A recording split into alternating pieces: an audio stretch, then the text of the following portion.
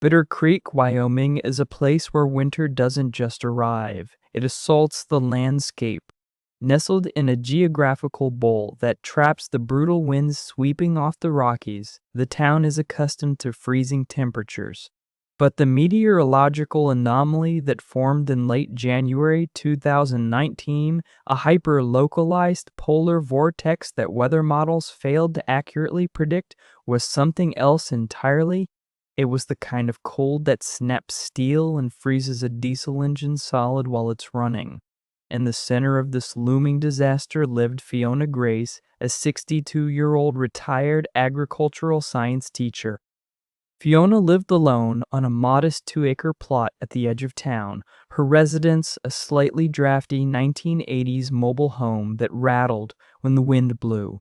While the rest of Bitter Creek was busy panic buying canned goods and gas generators, Fiona was quietly executing a survival plan that would soon make her the laughingstock of the county. News of the impending century storm sent the town into a frenzy. Over at Cobb's Hardware, the aisles were stripped bare of space heaters, thermal blankets, and antifreeze. Tom Miller, a wealthy software developer who had recently moved to Bitter Creek to live out his off-grid fantasies, was loudly boasting by the cash registers about his newly installed $85,000 subterranean bunker. It featured a smart grid life support system, biometric locks, and an automated diesel-powered geothermal heating array. Fiona walked past Tom, offering a polite but tight-lipped nod, and placed a single item on the counter, a heavy-duty spool of sisal baling twine. "That'll be $3 even, Fiona," the clerk, a teenager named Toby, said, eyeing her empty cart. "You sure you don't need any rock salt? Or a generator? Mr.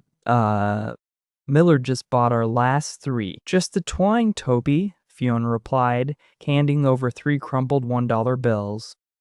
"The earth provides the rest if you know how to ask." Tom chuckled loudly, loud enough for Brenda Walsh, the town's undisputed queen of gossip, to hear. "Good luck tying down your trailer with a piece of string, Fiona. When the wind hits 80 miles an hour, you're going to need a lot more than farm twine to keep from blowing away." Fiona didn't argue. She simply took her receipt, tucked the twine into her coat pocket, and drove her rusted pickup truck, not toward home, but toward the municipal agricultural dump. What the town didn't understand was that Fiona wasn't planning to tie down her mobile home. She was planning to abandon it. She knew the thin aluminum walls of her trailer wouldn't withstand the predicted minus 45-degree temperatures, regardless of how many space heaters she ran. At the dump, Fiona found exactly what she was looking for: dozens of discarded, waterlogged, rotting straw bales. A local farmer, Arthur Higgins, had dumped them after a flood ruined his winter feed. They were useless to livestock, heavy, foul-smelling, and completely free. Over the next 48 hours, working through the biting pre-storm chill, Fiona dragged over 80 of these saturated bales back to her property. She arranged them in a tight, interlocking dome shape right against the leeward side of her trailer, creating a structure that looked remarkably like a massive, muddy igloo. Using the $3 spool of sisal twine, she wove a complex tension matrix around the bales, binding them so tightly together that they compressed into a single, unified mass. Her final step was the most crucial and the most bizarre to onlookers. She dragged her garden hose out and began heavily spraying the outside of the straw dome with water. Brenda Walsh drove by slowly, snapping photos with her smartphone. Within an hour, the pictures were uploaded to the Bitter Creek community Facebook page with the caption, "Looks like Fiona Grace is building a pig pen out of frozen trash. Someone check on her before she freezes to death in there." Even Sheriff Dave Peterson paid a visit, his cruiser crunching up her driveway just as the first flurries began to fall. "Fiona, you can't stay out here," Dave pleaded, looking at the dripping, freezing mound of straw. "Tom Miller has offered to let you stay in his bunker's mudroom. It's fully heated. This, whatever this is just a wet pile of compost. It's a death trap. It's applied thermodynamics, Dave, Fiona said, calmly disconnecting her hose before it froze. The inner layers of the straw are dry, providing an R value of about 40 better than most modern homes. The wet outer layers in the water I'm spraying? That's going to freeze solid. It's an old military concept called pykrete. Ice mixed with fibrous material is nearly as strong as concrete. Once this freezes, it will be entirely windproof, and the trapped air inside the dry straw will hold my body heat. Dave shook his head, looking at her with a mixture of pity and frustration. I can't force you to leave, Fiona, but when the road's ice over, I won't be able to rescue you. I won't need rescuing, Dave, she replied softly. The storm didn't just hit, it detonated. By nightfall on Tuesday, the temperature plummeted to 42 degrees below zero, not factoring in the howling 85-mile-per-hour wind shear. The town's power grid, strained by thousands of maxed-out electric heaters, failed catastrophically at 9 p.m. Bitter Creek was plunged into absolute freezing darkness. Inside his subterranean bunker, Tom Miller wasn't worried. He poured himself a glass of expensive bourbon and smiled as his automated backup generators roared to life. His digital thermostat glowed a comforting 72 degrees. He pulled up his security cameras on his tablet, chuckling as he saw Fiona's straw fortress buried under 3 feet of snow. But high-tech systems are only as resilient as their weakest component. At 2 a.m., the temperature dropped to -50. The relentless driving snow was so fine that it acted like sand, penetrating microscopic crevices.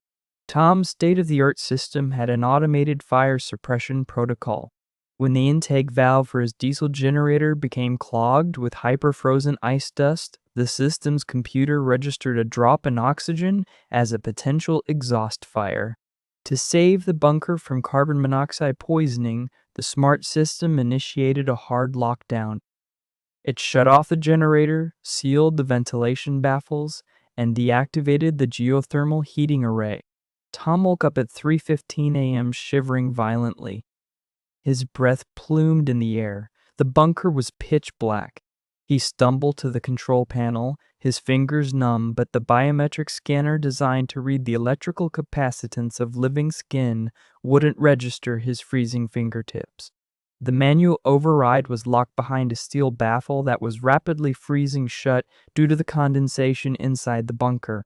His $85,000 fortress had just become a high-tech refrigerator. The concrete walls, buried in frozen earth, were rapidly pulling the heat from the air. By 4 a.m., the temperature inside the bunker was 15 degrees and dropping. Next door, Brenda Walsh was in a similar predicament.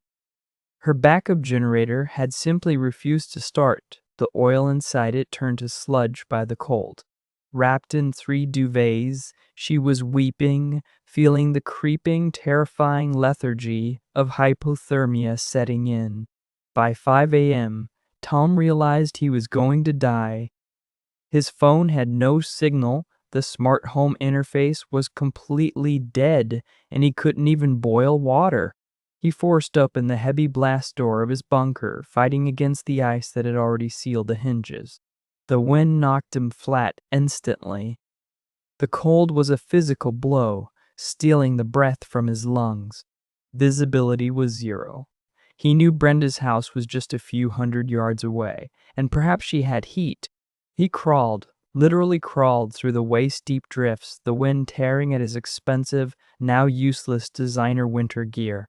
He bumped into a figure in the darkness. It was Brenda. She had abandoned her freezing home, desperately trying to reach Tom's bunker. "Tom!" she screamed over the roaring wind, her face pale white, eyelashes frozen together. "My house is dead. We need your bunker." "It failed," Tom roared back, his teeth chattering so hard he bit his tongue. "We're locked out of the heat. We're dead, Brenda.